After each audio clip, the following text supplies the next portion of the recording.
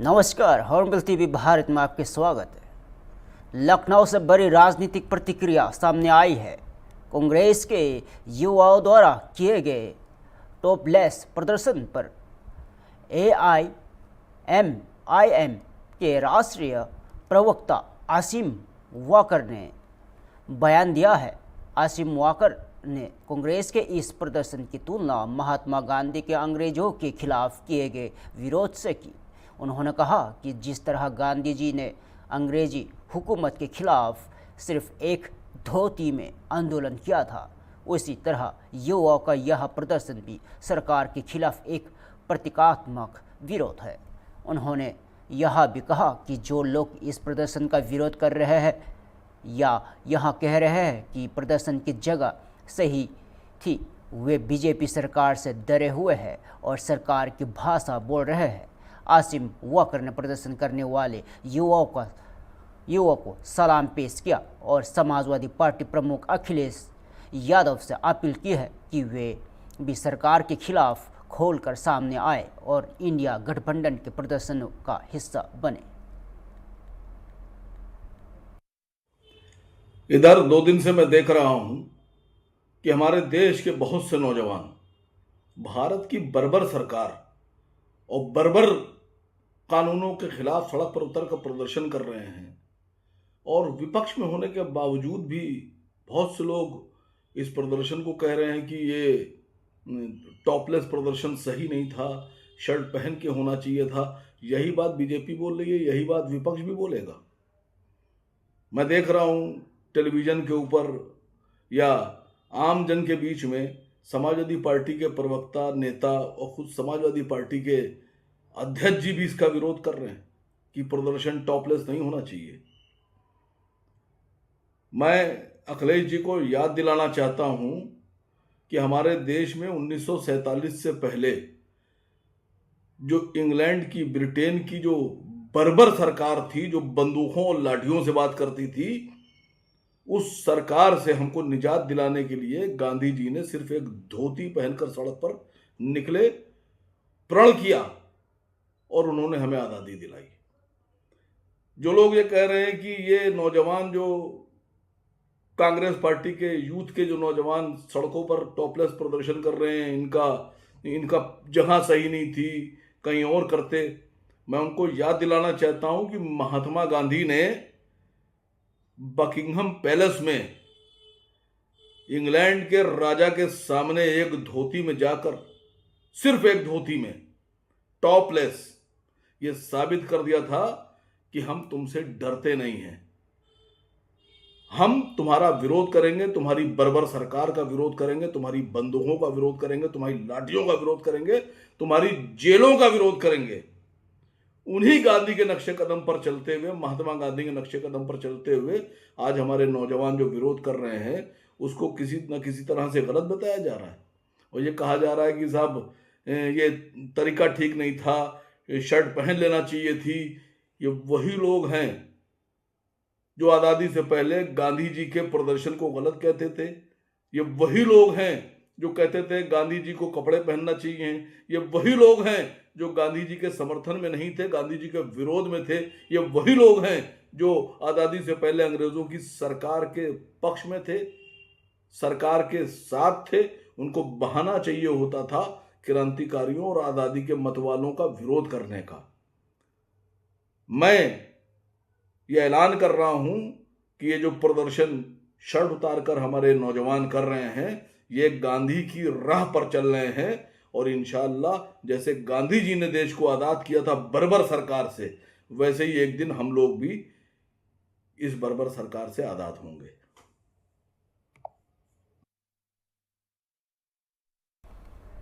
भोपाल से बड़ी खबर। मध्य प्रदेश के मुख्यमंत्री मोहन यादव ने किसान कल्याण योजनाओं पर बातचीत की और प्रधानमंत्री नरेंद्र मोदी के नेतृत्व में देश में किसानों के लिए किए जा रहे प्रयासों की सराहना की। मुख्यमंत्री मोहन यादव ने कहा कि मध्य प्रदेश सरकार ने किसानों के लाभ को ध्यान में रखते हुए किसान कल्याण वर्ष घोषित किया है। उनकी योजना ने न केवल राज्य में बल्कि पूरे देश में प्रशंसा हासिल की। उन्होंने बताया कि राज्य योजना की सफलता को लेकर कई राज्यों के प्रतिनिधि मध्य प्रदेश आए और केस स्टडी के माध्यम से इस योजना को समझने का प्रयास किया। मुख्यमंत्री ने यह भी कहा कि इस योजना के तहत किसान केवल अन्नदाता ही नहीं बल्कि ऊर्जादाता भी बने हैं। उन्होंने भरोसा दिलाया कि प्रदेश सरकार इस दिशा में लगातार कदम बढ़ा रही है। 2026 में किसानों के लिए लगातार कई सारी घोषणा भी कर रही है और काम भी कर रहे हैं। यशस्वी प्रधानमंत्री के नेतृत्व में जिस प्रकार से देश में किसानों के लिए काम किए जा रहे हैं, उनकी उसी भाव के आधार पर किसान कल्याण वर्ष हमने घोषित किया है। और जैसा कि सबको ज्ञात है, बीते समय हमने सोयाबीन के ऊपर लगभग 1,500 करोड़ से ऊपर की धनराशि भावांतर के माध्यम से किसानों के खाते में डीबीटी से डाली थी। इसके आधार पर हमारी मन की भाव किसान अपनी फसल को मंडी में बेचने आए, मंडी जीवन तो मंडी में व्यापार व्यवसाय बढ़े, सामान्य प्रकार से काम चले। उसी योजना के सफलता के आधार पर पूरे देश में मध्य प्रदेश सरकार के इस निर्णय को सराहा गया और सफलता के साथ इस योजना पे केस स्टडी करके कई राज्यों ने इस योजना को समझने के लिए हमारे राज्य में भी आए और अधिकारियों के साथ दिल्ली में भी इस योजना के ऊपर प्रेजेंटेशन हुआ है। मैं माननीय प्रधानमंत्री के माध्यम से जब किसान कल्याण वर्ष की हमने ये घोषणा की तो इसमें केवल किसान अन्नदाता नहीं, आगे जाके ऊर्जादाता भी बने, उद्यमी भी बने और समृद्ध किसान समृद्ध प्रदेश के इस बड़े सपने को पूरा करें। इस दिशा में हम लगातार आगे बढ़ रहे हैं। इसलिए मध्य प्रदेश के अंदर देश का खाद्य भंडार बनाने के लिए वैश्विक एग्रो एक्सपर्ट के रूप में मध्य प्रदेश को जाना जाए, इस पे हम काम कर रहे हैं। और इसी सिलसिले में जब हमने भावांतर योजना सोयाबीन में सफलता के साथ लागू की, ऐसे में आज वर्तमान के समय में इस फसल के साथ हमारी सरसों के रकबों में पूर्व की तुलना में, क्योंकि सिंचाई का रकबा हमारा बड़ा है, एरीगेटेड एरिया नदी जोड़ो अभियान से लेकर नर्मदा के नदी के साथ साथ बिजली की उपलब्धता और पानी की उपलब्धता होने के कारण से वर्तमान में एग्रीकल्चर का सिंचाई रकबा 28% बढ़ा है सरसों को लेकर के। और द्वितीय अग्रिम अनुमान के अनुसार लगभग 15.71 मीट्रिक टन का इसमें वृद्धि हो रही है। हम इस तरह से इस सरसों के उत्पादन को भी प्रोत्साहन देने की नीति पे काम कर रहे हैं। यही कारण है कि वर्तमान में अभी सरसों के भाव 5500 से लेकर के 6000 तक है।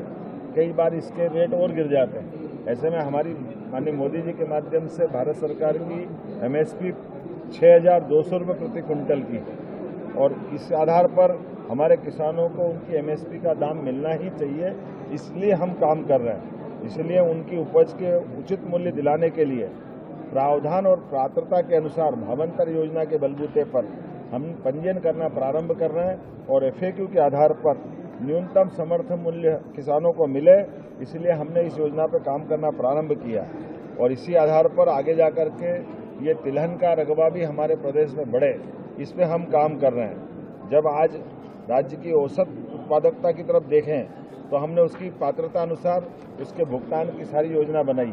मुझे इस बात की प्रसन्नता है कि हमने सोयाबीन के समान जब इधर सरसों पे आगे बढ़ रहे हैं तो ये उसी प्रकार से एक बड़ी धनराशि देने के लिए भी हम किसान को तत्पर है, ताकि किसान की हर हालत में एमएसपी पे उसकी फसल का। लखनऊ से बड़ी खबर। मुख्यमंत्री योगी आदित्यनाथ के निर्देश पर एक गंभीर मरीज को समय पर अस्पताल पहुंचाने के लिए ग्रीन कॉरिडोर बनाया गया और दरअसल एक गंभीर मरीज को संजय गांधी पोस्ट ग्रेजुएट आयुर्विज्ञान संस्था से किंग जॉर्ज चिकित्सा विश्वविद्यालय ले जाना था। इसकी सूचना अस्पताल प्रशासन द्वारा पुलिस को दी गई और जानकारी मिलते ही पुलिस ने तत्काल कार्रवाई करते हुए पीजीआई के केजीएमयू तक के पूरे रूट को ग्रीन कॉरिडोर में तब्दील कर दिया और सभी प्रमुख चौराहों पर पुलिस मुस्तैद रही और एम्बुलेंस को बिना किसी देरी के रास्ता पार कराया गया और हजरतगंज चौराहे पर थाना अध्यक्ष विक्रम सिंह ने विशेष भूमिका निभाई और उनकी निगरानी में महज कुछ सेकंड में एम्बुलेंस को हजरतगंज क्षेत्र से सुरक्षित और तेजी से पार कराया गया और पुलिस की तत्परता और समन्वय से गंभीर मरीज को समय पर हॉस्पिटल में भर्ती कराने में मदद मिली।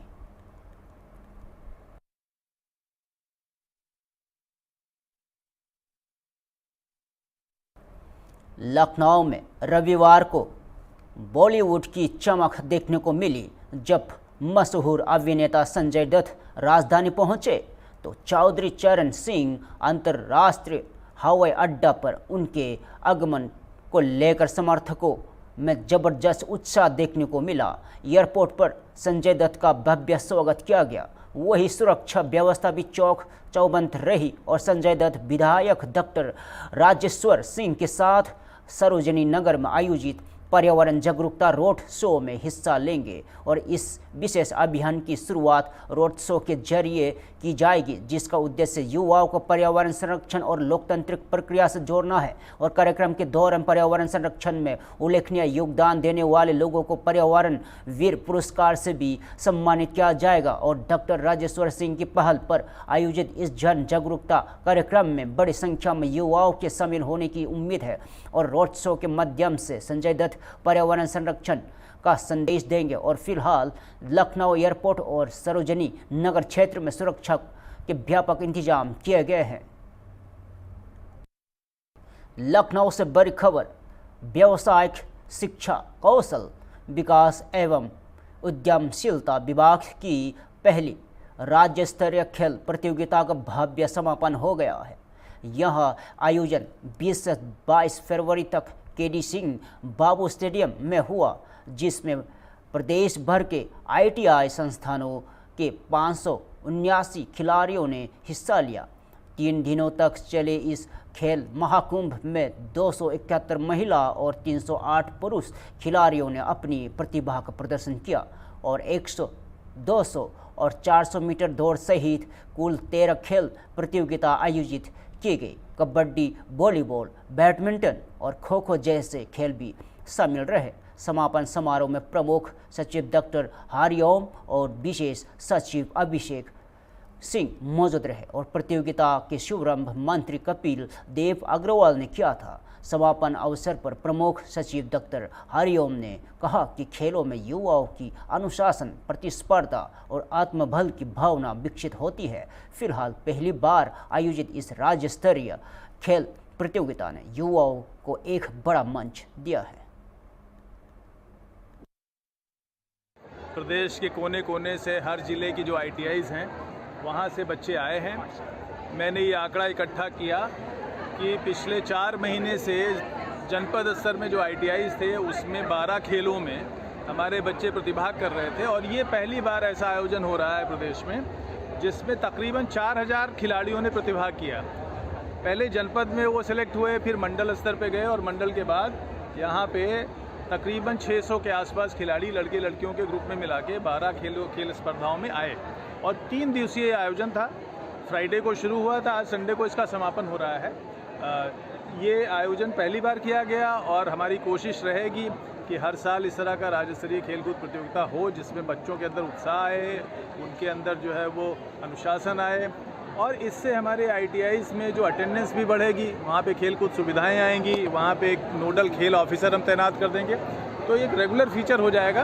तो इनके अंदर ना सिर्फ उत्साह आएगा, जीत हार की अपनी बात होगी, लेकिन पढ़ाई में भी इनकी रुचि बढ़ेगी, कैंपस आने में भी इनको ज़्यादा मन लगेगा और ये एक आयोजन बहुत अच्छा रहा। जो मैसेज था वो देख रहे हैं आप कि बच्चे कितने खुश हैं। सभी शिक्षकों ने, इंस्ट्रक्टर्स ने, हमारे अधिकारियों ने मिलकर इसको एक मेगा सक्सेसफुल इवेंट बनाया है।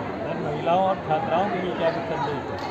संदेश यही है कि छात्राएं जो अपने घर से निकलती हैं, गांव से निकलती हैं, वो ITIs तक आती हैं और अब वहां से लेकर लखनऊ तक आ गई हैं। राज्य स्तरीय खेलकूद प्रतियोगिताओं में सब तमाम महिलाएं जीती हैं, 2nd पोजीशन पे आई हैं, तो ये उनके लिए कॉन्फिडेंस बिल्डिंग मेजर भी है, एक्सपोजर भी है। लखनऊ भ्रमण भी उनको हमने कराया है और आने वाले दिनों में वो और मन लगा के अपना जो स्किल का कोर्स जो कर रही हैं वो करेंगी और खेलेंगी, कूदेंगी, फिट रहेंगी, स्वस्थ रहेंगी। लग रहा है कि उत्तर प्रदेश के खिलाड़ी जो हैं अन्य राज्यों के मुकाबले भी अब कहीं ना कहीं दिखने लगे। बिल्कुल दिखेंगे, उत्तर प्रदेश में कोई कमी नहीं है, बस और मेहनत के साथ, अनुशासन के साथ संगठित रूप से काम करने की ज़रूरत है। खेल जैसे आप समझते हैं, जैसे कोई भी स्किल है, लगातार मेहनत की मांग करता है, बहुत परिश्रम की, साधना की मांग करता है। तो हमने उनको उस रास्ते पे आगे बढ़ा दिया, अब ये उनके ऊपर है। गुवाहाटी से बड़ी खबर। केंद्रीय मंत्री शिवराज सिंह चौहान ने असम के ग्रामीण इलाकों के लिए बड़ी सौगात का ऐलान किया है। उन्होंने बताया कि लगभग 1800 करोड़ रुपए की लागत से 728 सड़कों और 62 पुलों को स्वीकृति दी गई है। उनका कहना है कि इस फैसले से ग्रामीण क्षेत्रों में कनेक्टिविटी बेहतर होगी और लोगों को आवागमन में बड़ी राहत मिलेगी। केंद्रीय मंत्री ने कहा है कि बेहतर सड़क और पुल निर्माण से गांव में आर्थिक गतिविधियों में भी बढ़ावा मिलेगी और विकास की रफ्तार तेज होगी। मुख्यमंत्री श्री हिमंत बिस्वा शर्मा जी के नेतृत्व में एक सुरक्षित, विकसित और आत्मनिर्भर भारत का निर्माण हो रहा है और प्रधानमंत्री जी के नेतृत्व और मार्गदर्शन में भारत सरकार आसाम की प्रगति, विकास और जनकल्याण के लिए हर संभव कदम उठा रही है। आज ही इस कार्यक्रम में यहाँ के जो प्रपोजल्स थे 728 सड़कों के, लगभग 1800 करोड़ रुपए से ज्यादा की सड़कें आज और 62 पुल आज असम के ग्रामीण भाइयों और बहनों के लिए स्वीकृत किए हैं, जिसका लाभ कई छोटे छोटे गांवों में प्रधानमंत्री ग्राम सड़क बनाकर कनेक्टिविटी के लिए मिलेगा और सड़कें समृद्धि की वाहिनी है। माननीय मुख्यमंत्री जी ने ये भी कहा था कि मनरेगा जो अब विकसित भारत जी राम जी के रूप में अगले वित्तीय वर्ष से लागू होगी, मजदूरों को काम के लिए कुछ और मैंडेज की जरूरत थी। अभी जो मैंडेज थे उनमें हमने 300 लाख मैंडेज, 3 करोड़ मैंडेज और जोड़े हैं। लगभग 1100 करोड़ रुपया इसमें लगेगा। तो ये भी आसाम के मजदूर भाइयों और बहनों को लगातार काम मिले, इसके लिए दिया जाएगा। हमने पावर टिलर के लिए यहाँ डिमांड आई थी कि काफी कृषि के क्षेत्र में पावर टिलर की आवश्यकता है। 40.5 करोड़ रुपया अतिरिक्त रूप से आरकेवीवाई और कृषि उन्नति के अलावा, क्योंकि 650 करोड़ रुपए के आसपास पहले आसाम को दिए थे, तो ये राशि और जोड़ने का काम किया है। दलहन मिशन के लिए भी 42 करोड़ रुपए यहाँ जारी किए गए हैं। अलग अलग सरसों की खरीद के लिए मैं बधाई देता हूं मुख्यमंत्री जी को। किसानों को 500 रुपया पर क्विंटल एमएसपी के अतिरिक्त दिया जाता है, लेकिन खरीदी के लिए आसाम ने कहा था कि इसको पीएसएस में भारत सरकार खरीदे, तो उसकी स्वीकृति भी मिली है। प्रगति और विकास के हर कदम के साथ भारत सरकार खड़ी है। मैं मुख्यमंत्री जी को इसलिए भी धन्यवाद देता हूं कि 14 किलोमीटर रोज सड़कें आज आसाम में बन रही है और आसाम देश में नंबर 1 है। ग्रामीण विकास की अन्य योजनाओं में विशेषकर महिला सशक्तिकरण की दृष्टि से सेल्फ हेल्प ग्रुप जो काम कर रहे हैं, उसमें भी आसाम शीर्ष स्थान पर है। तो मैं अच्छे कामों के लिए बहुत बधाई देता हूं और प्रधानमंत्री जी के नेतृत्व में भारत सरकार सदैव असम के साथ खड़ी है।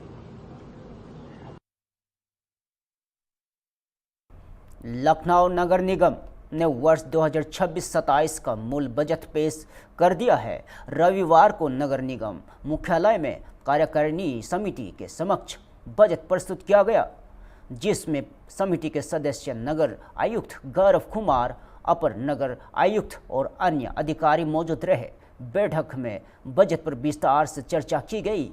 यह बजट शहर के समग्र विकास, आधारभूत सुविधाओं के दृष्टिकोण और नागरिकों को बेहतर सेवाएं देने के दृश्य से तैयार किया गया है। वर्ष 2026-27 के लिए नगर निगम की कुल अनुमानित आय 3,29,335 लाख रुपए यानी करीब 3,293 करोड़ रुपए की प्रस्तावित की गई है, जबकि कुल व्यय 3,29,293.5 25 लाख रुपए रखा गया है।